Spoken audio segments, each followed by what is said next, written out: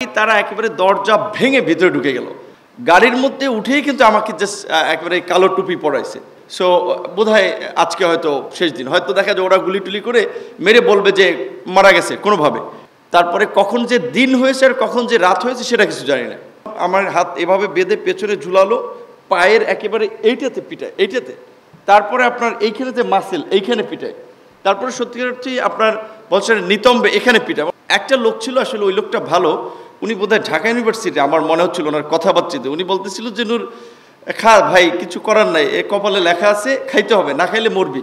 Direct ফোনেই phone দিছি বিভিন্ন রাজনৈতিক দলের নেতৃবৃন্দ, অ্যাক্টিভিস্ট সবাইকে। এমনকি ওই দিন নাহিদ, হাসনাতের সাথে এক্স্যাক্টলি কথা ছিল আমার খেয়াল নাই, তবে সার্জিস আর নাহিদের সাথে কথা হয়েছিল, এটা আমার স্পষ্ট মনে আছে। যেই কারণেই তখন ওই ডিবি হারুন গ্রেপ্তারের পরে বলেছিল যে দুই সমন্বয়কে নিয়ে সরকার পতনের ছক এঁকেছিলেন নূর। তো তখন আমি ওদেরকে বলেছিলাম যে দেখো, এখন যে পরিস্থিতি, এখন তোমাদের সুযোগ এসেছে জাতির নেতৃত্ব দেওয়ার, তোমরা জাতির হিরো।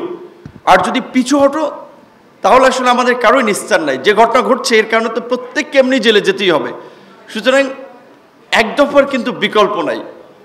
তো এবং আমার যার সাথেই কথা বলার মোটামুটি আমি বলেছি, এবং আমি ধরে নিয়েছিলাম যে হয়তো আজকে অ্যারেস্ট হতে পারি। কথা বলে শেষ করছি আপনার তখন 1:15 বাজবে। ঘুমাই নাই, জাস্ট বিছানায় যেটা বলে আর কি, সমুদ্র গা এলিয়ে দেওয়া ওরকম জাস্ট ছিলাম। তারপর দরজায় ধাক্কাধাক্কি শুনতে পেলাম। কিছু বুঝে ওঠার আগেই, আসলে প্রস্তুতি নেওয়ার আগেই তারা একেবারে দরজা ভেঙে ভিতরে ঢুকে গেল। আর আমি তখন একটা ট্রাউজার পরা ছিলাম, এবং আমার বাসায় একটা, যেটা হয় আমরা একটু রাতে পুরানো কাপড় পরে ঘুমাই, একটা প্লো শার্ট ছিল, এবং আমার একটা ছোটো বাচ্চা আছে, কারণ যত প্রস্রাব করে দেওয়ার ফলে আমার ফিল হচ্ছিল বাম পাশে এক সাইড একটু ভিজা। তো আমাকে জাস্ট কি বলবেন যে আপনার শিকার যেভাবে ধরে, চিল যেভাবে সবল মেরে, ঠিক ওইভাবে এমনভাবে ধরছে এখানে একটা মানে টি শার্টের বলা চলে পোলো শার্টের একটা বাটন ছিঁড়ে গেছে। তখন আমি বললাম ভাই এটা একটু প্রস্রাব আছে, আমি একটু চেঞ্জ করে নিই। পরে আসলে এই কথা বলার পরে ওইখানেই কার্যত আমাকে, ওইখানে আমাদের বাসায় একটা অড্রপ আছে, ওটার সাথে এমনভাবে ধাক্কা মেরেছে তো মানে হচ্ছে মানে ওই গেট দিয়ে বের করার জন্য। বুঝছি যে ওদের সাথে আর কোনো কথা বলে শোনা হবে না। তখন আমার ওয়াইফ তো আমার হাত ধরে রাখছে, শরীর ধরে টানাটানি করতেছে। তখন আমি তাদের সান্ত্বনা দেওয়ার চেষ্টা করলাম যে আসলে কিছু হবে না, ওরা নিবেই, সো বি ইজি। এখান থেকে টানা হেঁচড়া করে বাসার নিচ পর্যন্ত আমি জুতা পরে বলছি, আমি জুতাটা পরে নিই। খুব রাফ ভাষা, অনেকে যেটা বলছে খুব বলার মতো না, খুব জুতাও পরার সুযোগ দেয় না, এক প্রকারের টেনে আসলে জাস্ট নিচে নামালো। প্রিজন ভ্যান না, আমি ততক্ষণ পর্যন্ত চোখ খোলা ছিল, আমি দেখেছিলাম র্যাব ছিল, তাদের সাথে ডিবি ছিল, আর সাধারণত নিয়ম যে যেখানে তারা অ্যারেস্ট করতেছে পুলিশও থাকে দু একজন। গাড়ির মধ্যে উঠেই কিন্তু আমাকে জাস্ট একেবারে কালো টুপি পরাইছে। তখন আসলে আমার তো এই ধরনের এক্সপিরিয়েন্স হয় নাই। তখন আমি ভেবেই নিয়েছিলাম যে এমনি এই ধরনের পরিস্থিতি, বিভিন্ন জায়গায় বিল্ডিংয়ের ছাদ থেকে গুলি লেগে মানুষ মরছে, সো বোধহয় আজকে হয়তো শেষ দিন, হয়তো দেখা যায় ওরা গুলি টুলি করে মেরে বলবে যে মারা গেছে কোনোভাবে। কারণ ওই সময় তো টেলিভিশন, পত্র পত্রিকায় তারা যেভাবে বয়ান বা ন্যারেটিভ দিবে ওইভাবে তারা লিখবে। জীবন বীমা কর্পোরেশন নতুন নতুন পলিসি চালু করে আসছে।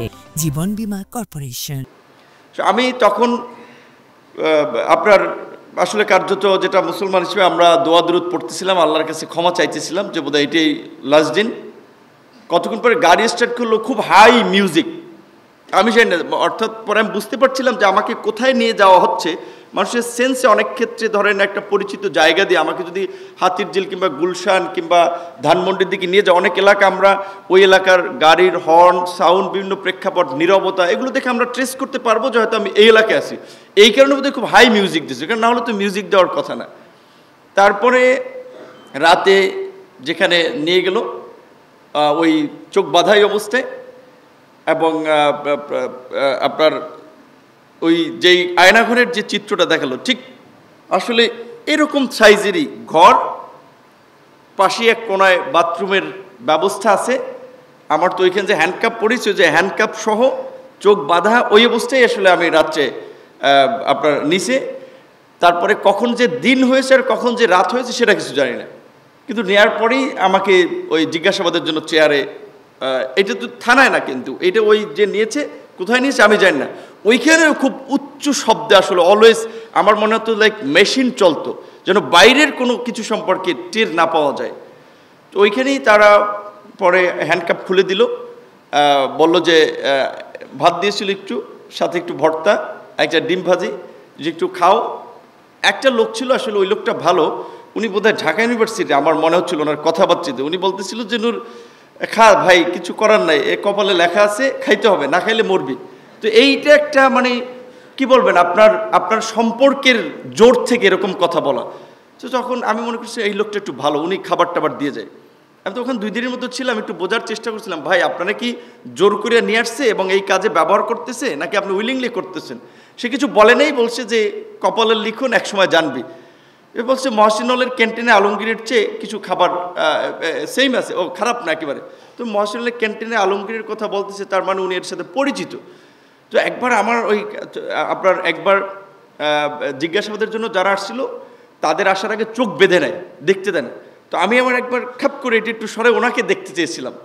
তো আসলে এখন তখন ওনার সাথে আরও একজন ছিল, উনি আবার ঠাস করে মানে আমার ঠিক এইখানে একটা মারলো একেবারে, যে কেন আমি ওইটুকু ধরতে গেলাম এই।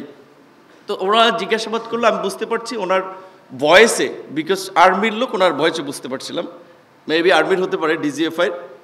এবং উনি আমার পরিষ্কারভাবে বললো যে তুমি খুব সাহসী মানুষ আমরা জানি, সো স্ট্রেট ফরওয়ার্ড বলো, এই যে আপনার বিটিভিতে এই আগুন দিয়েছে, এই পরিকল্পনা কারা করেছে, মেট্রোতে আগুন এটা কারা করেছে, এবং যুবদলের এই রবিউল ইসলাম নয়ন, ওর সাথে তোমার কতদিন ধরে পরিচয়?